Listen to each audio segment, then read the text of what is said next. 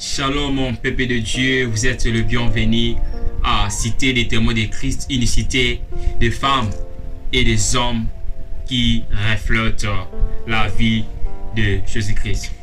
Gloire à Dieu, dans notre mois d'août, nous parlons sur l'évangile et nous avons parlé dans différents dimanches, dans les 3 derniers dimanches, nous avons parlé des sous-termes de l'évangile. Nous avons parlé dans notre premier dimanche, comprendre l'évangile.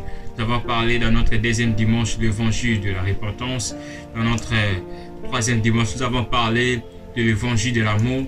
Et dans notre quatrième dimanche, comme aujourd'hui, nous allons maintenant parler de l'évangile des royaumes des cieux. Voilà, nous allons prier Dieu.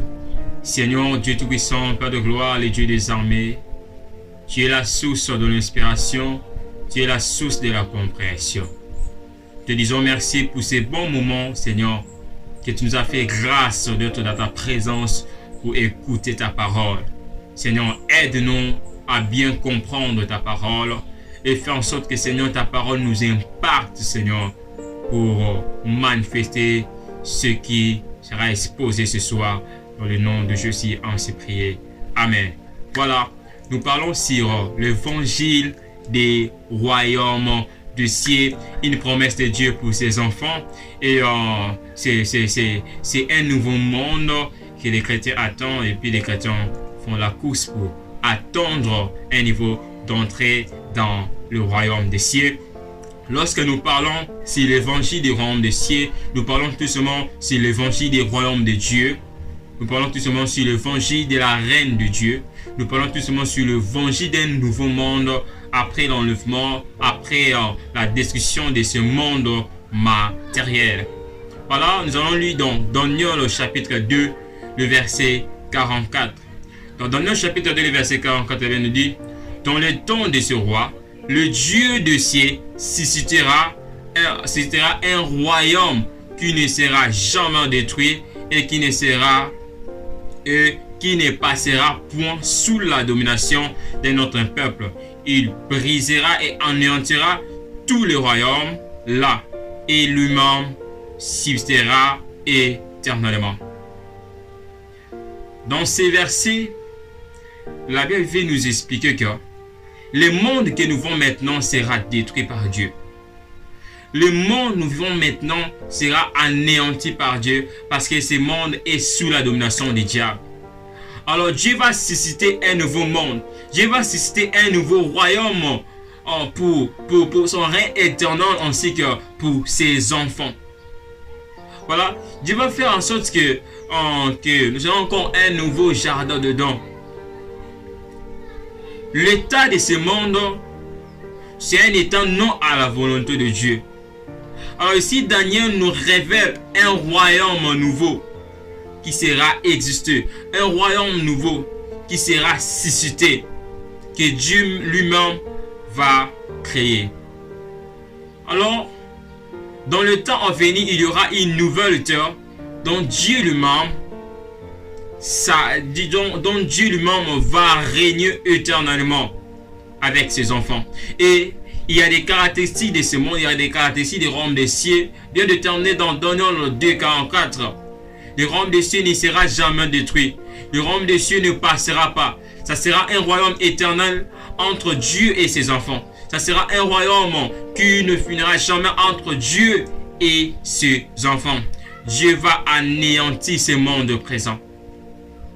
Dieu va anéantir ce monde dominé par le diable. Dieu va briser ce monde pour créer un nouveau royaume, pour créer une nouvelle terre, pour que son règne soit éternel. Le royaume des cieux, c'est un royaume de Dieu. C'est un royaume de Dieu à l'avenir. C'est une promesse que Dieu nous a promis après l'enlèvement. Après l'enlèvement. Maintenant, nous allons comprendre qui seront entrés dans le royaume de Dieu. Dans ce royaume-là, qui seront les habitants? Dans ce royaume-là, qui vont exister? Dans ce royaume-là, qui vont vivre? qui vont vivre. Nous allons lire dans Matthieu 3, 2, Matthieu chapitre 3, le verset 2. Là, Jean-Baptiste dit, répentez-vous car le royaume des cieux est proche. Répentez-vous car le royaume des cieux est proche. Encore dans Jean chapitre 1, le verset 12. La Bible nous dit, mais à tous ceux qui l'ont reçu, à tous ceux qui croient en son nom, elle a donné le droit de devenir enfants de Dieu, qui seront entrés dans le royaume des cieux. Si nous étudions bien ces deux versets, donc ce sont ceux qui vont se repentir et ceux qui vont croire en Jésus-Christ, ce sont des gens qui vont entrer dans le royaume des cieux. Lorsque Jean-Baptiste nous parle de Matthieu, dans Matthieu chapitre 3, le verset 2, repentez-vous car le royaume des cieux est proche. Le fait de se repentir, c'est le fait de se réinscrire pour être inscrit dans la liste des gens qui seront dans le royaume de Dieu. Et dans Jean chapitre 1, le verset 12, mais à tous ceux qui l'ont reçu, à tous ceux qui croient à son nom, elle a donné le droit de devenir enfants de Dieu. Alors le royaume de Dieu, c'est un royaume de Dieu avec ses enfants. Deuxièmement, qui seront entrés dans le royaume de Dieu. Là, nous allons directement lire dans l'Apocalypse chapitre 21, le verset 7 et le verset 8. La Bible nous dit dans le verset 7, celui qui vaincra héritera ces choses.